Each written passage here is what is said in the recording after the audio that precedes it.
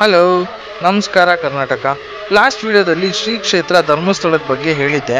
ಈ ವಿಡಿಯೋದಲ್ಲಿ ಧರ್ಮಸ್ಥಳದಿಂದ ಕುಕ್ಕೆಗೆ ಹಾದು ಹೋಗೋ ದಾರಿಲಿರೋ ಸೌತಡ್ಕ ಗಣಪತಿಯ ಬಗ್ಗೆ ಹೇಳಕೊಟ್ಟಿದ್ದೀನಿ. ನೀವೆಲ್ಲ ದೇವಸ್ಥಾನ ಅಂದರೆ ಗರ್ಭಗುಡಿ, ಶಿಖರ, ಗೋಪುರ, ಮಹದ್ವಾರ ಎಲ್ಲ ಇರೋದು ನೋಡಿರ್ತೀರ. ಆದರೆ ಇಲ್ಲಿರೋ ಗಣಪತಿ ದೇವಾಲಯಕ್ಕೆ ಅದು ಯಾವುದೂ ಇಲ್ಲ. ಓಪನ್ ಸ್ಪೇಸಲ್ಲಿ ಕೂತ್ಬಿಟ್ಟವ್ರೆ ಬಾಸ್. ಆದ್ದರಿಂದ 24 ಗಂಟೆ ಕೂಡ ನಿಮಗೆ ದೇವರ ದರ್ಶನ ಮಾಡೋ ಭಾಗ್ಯ ಸಿಗುತ್ತೆ. ಅದಕ್ಕೆ ರೀಸನ್ ಏನು ಅಂದರೆ, ಈ ದೇವರ ವಿಗ್ರಹ ಸ್ಥಾಪನೆ ಆಗಿದ್ದೇ ಹಸು ಕಾಯೋರಿಂದ. ಕಾಡಲ್ಲಿ ಹಸು ಮೇಯಿಸ್ತಿರುವಾಗ ಸಿಕ್ಕಂತಹ ವಿಗ್ರಹ ಇದು.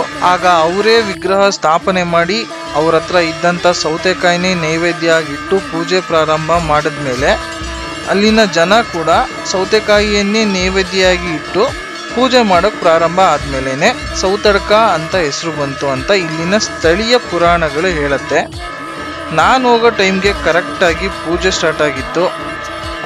ಅದೇ ಟೈಮ್ಗೆ ಮಳೆನೂ ಕೂಡ ಬರ್ತಾ ಇತ್ತು. ಆದರೆ ಪೂಜೆ ಮಾತ್ರ ನಿಲ್ಲಿಲ್ಲ.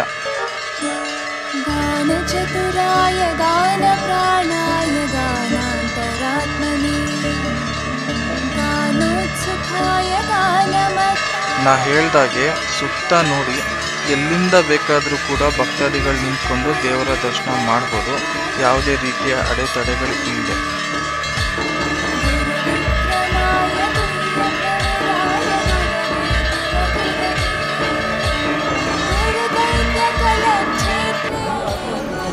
ನಾನು ಸುಮಾರು ದೇವಸ್ಥಾನಗಳಿಗೆ ಹೋಗಿದ್ದೀನಿ.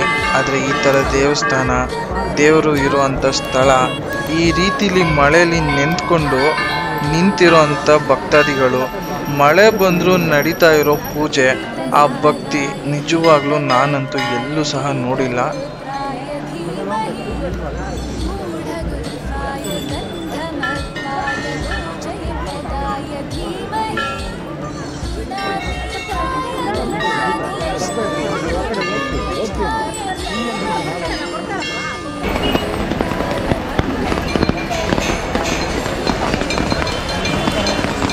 ಕ್ಯಾಪ್ಚರ್ ಮಾಡೋದು.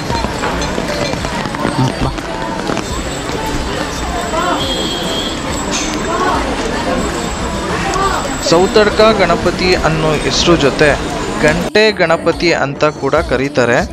ನಾವು ಅಂದ್ಕೊಂಡಿರೋ ಕೆಲಸ ಆಗಲಿ ದೇವ್ರೆ ಅಂತ ಬಂದು ಇಲ್ಲಿ ಗಂಟೆ ಕಟ್ಟಿ ಕೇಳ್ಕೊಂಡು ಹೋದರೆ 45 ದಿನದಲ್ಲಿ ಕಾರ್ಯಸಿದ್ಧಿ ಆಗುತ್ತೆ ಅನ್ನೋ ನಂಬಿಕೆ ಕೂಡ ಇದೆ.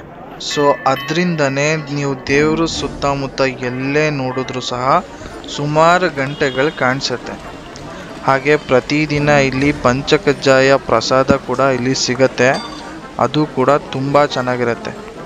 ಈ ವಿಡಿಯೋದಲ್ಲಿ ನಂಗೆ ಗೊತ್ತಿರೋ ಅಷ್ಟು ಸೌತಡ್ಕ ಗಣಪತಿಯ ಬಗ್ಗೆ ತಿಳಿಸ್ಕೊಟ್ಟಿದ್ದೀನಿ. ಸಿಗೋಣ ಮುಂದಿನ ವಿಡಿಯೋದಲ್ಲಿ. ನಮಸ್ಕಾರ.